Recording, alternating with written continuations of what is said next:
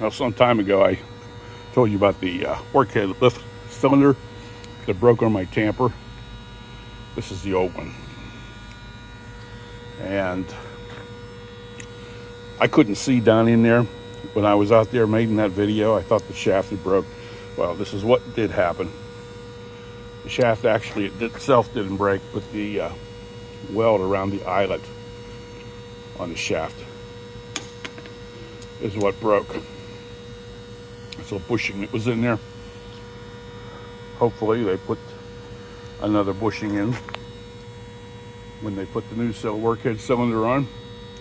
But that is what broke right there at the eyelet, where the eyelet welds to the shaft. How about that?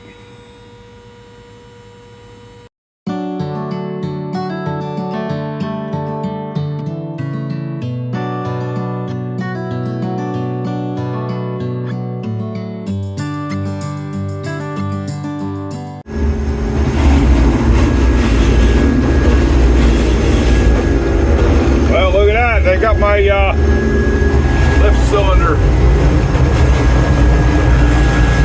replaced last night. Nice. We're right back in business.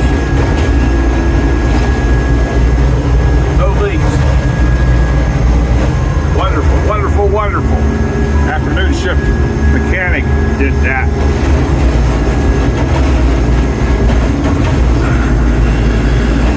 Great. Well, I got my Tamper pre-upped and warming up. However, I don't know why 3098's sitting here, but it's sitting here for some reason. I see you got the batteries disconnected, at least on this side. That's where your batteries go. On this side and also on the other side. Anyway, it ain't gonna start. So I don't know what the deal is with that. I don't know what the deal is. Why it's sitting here. However, guess what? I can't get out.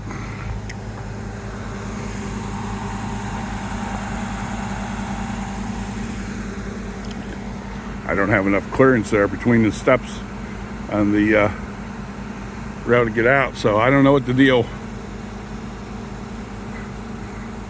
I don't know. I guess we can push it out of the way with the IT-24 here. I guess that's what we're going to have to do. Okay, that's where we're at this morning. Nice morning. 50 degrees. That was lovely. Well, here's something you don't get to see very often, every day. Apparently, the batteries were bad in 3098 Locomotive, apparently.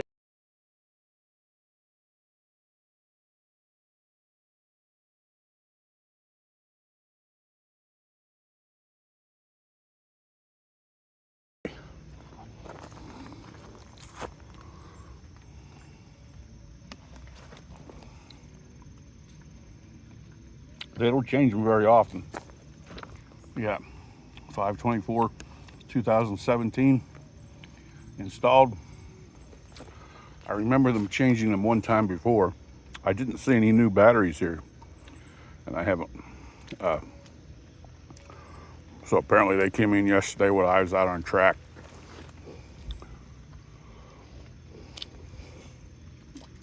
Okay, see how high it is.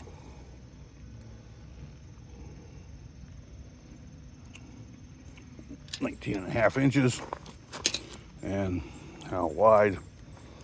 Well, over almost 27 inches. How about that? There you go. Two guys don't lift those up and set them in. They got to have a forklift or a high lift with forks or something to set them in place. I'm sure they're very heavy. I don't know the exact weight on them, but there you go. Locomotive batteries. Cool stuff. Good morning here. I gotta fuel my Tamper up before I head out. I got a float gauge in there. Tells me where I am at. And this is a 170 gallon tank. Good question. How much fuel do I use? Actually, I think for all the work this machine does, it does fairly good on fuel. Let's say I probably use, if I run all day, 50 or 60 gallon. So that's not bad, I don't think. Anyway, we got this is where we fuel our locomotive at, right there. That's the locomotive thing, and then we've got a line off of where it comes. I'm kind of doing this backwards, but over there, that's the big tank that they keep the off-road fuel in, and then there's a disconnect on the other side of that over there that you turn the pump on. Pump's right there, and then it comes in that line, see right there, underground over to right here. And so one thing you always do when you turn that pump on, you make sure that handle right there before you turn the pump on is so it doesn't pump any fuel out. That has happened in the past a couple of times. Guys have turned that pump on. This valve for the locomotive fueling was left open. It comes out of there fast. That's a 3-inch line. Okay, that's where we're at this morning. And we're that's kind of a well, that's a where they keep supplies for the locomotive, and where they keep the locomotive oil for the engine if they need the fuel. Right up there, or I'll put oil in the engine. Sorry. All right, so where we're at this morning, and it is so nice out here this morning. 51 degrees, no humidity. This is just awesome, awesome, awesome. And I do keep an eye on where I'm fueling over here, or putting it in the tank. Okay. Wow, cool. Thursday morning here. It's been down to 50s every morning. It's been nice. We're supposed to get rain today.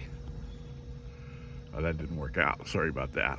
Look, when I come out of just got dressed, ready to go over and pre-op my Tamper.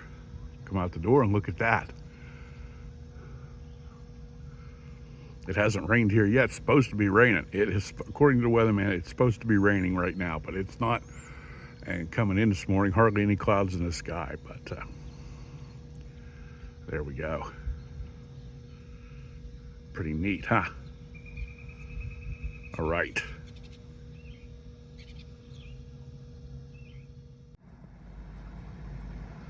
Wow, clouds left, and look what we got.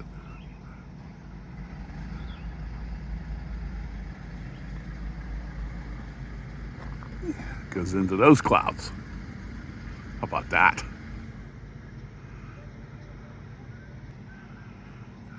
That.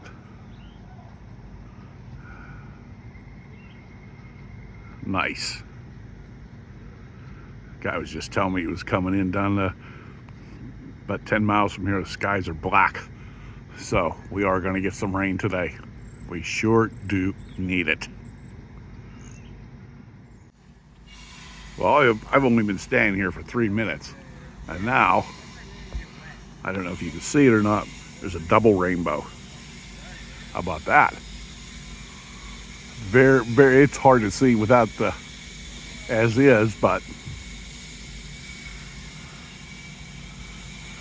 nice, nice, nice. You see those white marks? Let's see if we, right there, right there, right there. Rail defect.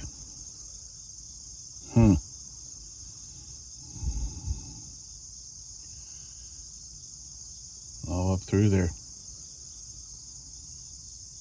Well, guess what? It's not a defect. But when the tamper went up through here, when the jack beam went in and grabbed the rail, it also, there was rock out here piled up, and the jack beam was grabbing the rock, pushing the rock in there, and those white spots are the rock getting crushed by the tamper's jack beam against the rail.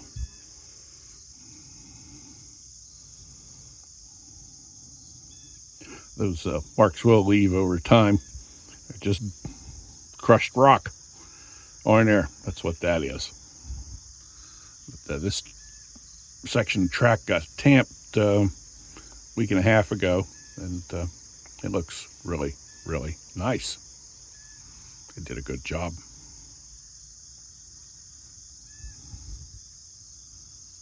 I got a train coming. He's about a mile up track right now. So I'm waiting on him to go by so I can get out with my tamper.